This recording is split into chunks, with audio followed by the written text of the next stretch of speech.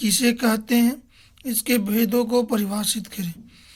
वैसा शब्द जो संज्ञा या सर्वनाम की विशेषता को बताए विशेषण कहलाता है। विशेषण के 4 भेद होते हैं।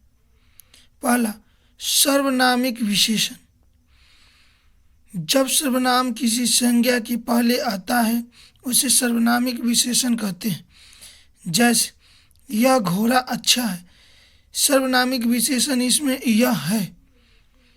दूसरा, गुणवाचक विशेषण। जिस शब्द से संज्ञा का गुण, दशा, स्वभाव की जानकारी प्राप्त होती है उसे गुणवाचक विशेषण कहते हैं। जैसे काली गाय दूध देती है, गुणवाचक विशेषण इसमें काली है, काली गाय दूध देती है। तीसरा, संख्यावाचक विशेषण।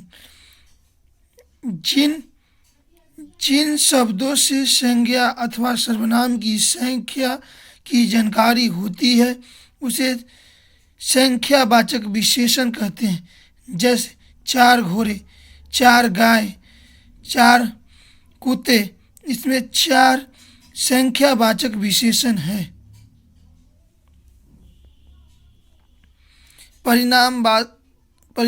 परिमाण बोधक विशेषण। जो विशेषण किसी वस्तु की नाप या तौल का बोध कराता है उसे परिमाण बोधक विशेषण कहते हैं।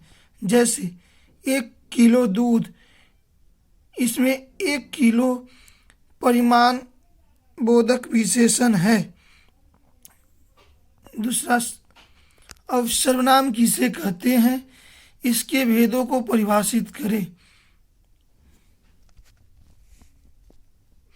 वैसा शब्द जो संज्ञा के बदले में आता है उसे सर्वनाम कहते हैं। जैसे मैं, तुम इत्यादि। सर्वनाम के 6 भेद होते हैं। पहला, पुरुषवाचक सर्वनाम। वैसा सर्वनाम जो किसी स्त्री या पुरुष के नाम के बदले आता है उसे पुरुषवाचक सर्वनाम कहलाता है। जैसे मैं, हम इत्यादि। दूसरा, निजवाचक सर्वनाम। वैसा सर्वनाम जो कर्ता का काम कराता है किंतु कर्ता की तरह कार्य नहीं करता है निजवाचक सर्वनाम कहलाता है। जैसे आप। तीसरा, निश्चयवाचक सर्वनाम।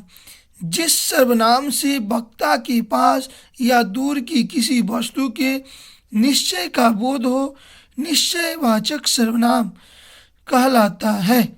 जैसे यह, वह इत्यादि।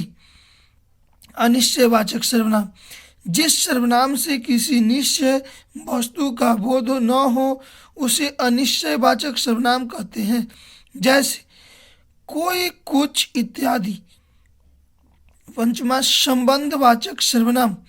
जिस सर्वनाम से वाक्य में किसी दूसरे सर्वनाम से संबंध स्थापित किए जाए संबंधवाचक सर्वनाम कहते हैं। जैसे जो, सो इत्यादि। छठा, प्रश्नवाचक सर्वनाम। जिस सर्वनाम का प्रयोग वाक्य प्रश्न करने के लिए किया जाता है प्रश्नवाचक सर्वनाम कहलाता है। जैसे कौन, कहाँ इत्यादि।